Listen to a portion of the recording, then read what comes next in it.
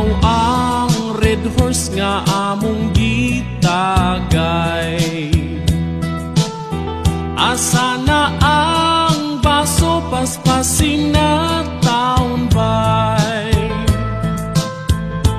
Ang akong kauhaw di na gyud makaya, ilibot na intang aron pun ag-usa. Ang atong pulutan taon hinay-hinaya. Ayaw ug paspasi kay wa nay resirba.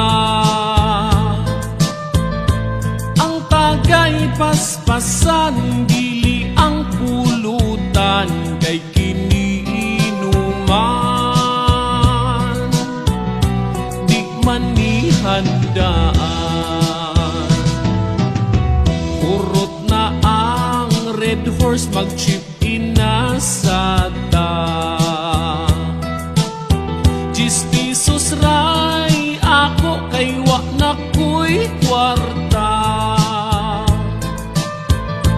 Aron makatabang ako lay suguan, libre hag chichirya.